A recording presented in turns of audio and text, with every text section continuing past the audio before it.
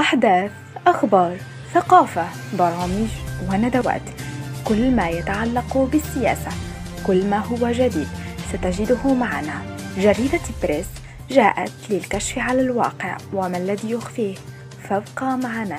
جريدة بريس، الحدث الأول. Je pense aujourd'hui on est appelé à intégrer la société civile, les associations, aussi les entreprises, les boîtes de consulting, les entreprises, les comptables et ainsi de suite, les assurances.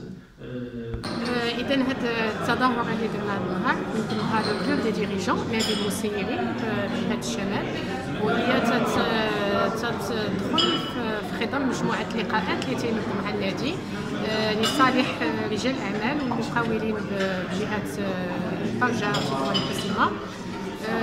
تنحاولوا من خلالها نقربوا المستثمرين من المشاريع اللي تطرح في الجهة، وعملنا عدة لقاءات تتنخرط هذا السياق، واخرها هي اللقاء اللي حضرت فيه الان مع لا ريجيون.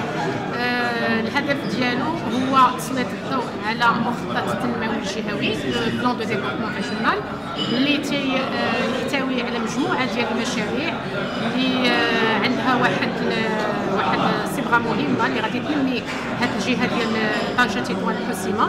وبغينا نقربوا المستثمرين ورجال الاعمال من هذه المشاريع باش يعني يكون الاستثمار ديالهم سيبلي، يعني اللي هو ان سيبلاج ديال لي بروجي اللي غادي يخدموا عليهم.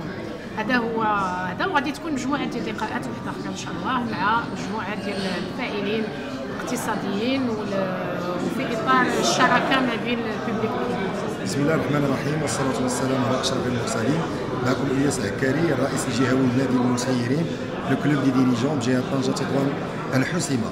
اليوم أمسية رائعة، أمسية نستفيد منها العديد من المقاولين بجهة الشمال، لأننا استضفنا المديرين ديال التخطيط ديال الجهة اللي هضروا لنا على المخطط التنموي الجهوي، وهضروا لنا على الآفاق وعلى المستقبل ديال هذه الجهة الرائعة في كل ما يخص المخططات الاقتصادية الصناعية، المخططات الاجتماعية. وهذا الأمر هذا تيهمنا احنا كاملين كفاعلين اقتصاديين، فاننا نزيدوا بهذه البلاد القدام وسيرتو بهذه الجهه كما قلت لك الجهه الرائعه ديال مدينه طنجة تطوان القسيمه.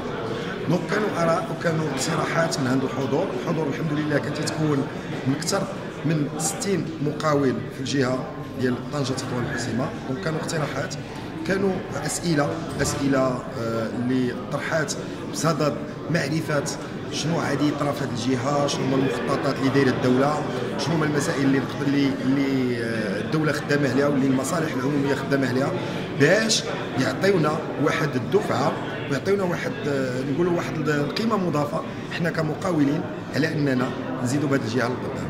وشكرا. ما تنسوش تابوناو معنا وديروا لايك وتفعلوا الجرس باش يوصلك كل جديد.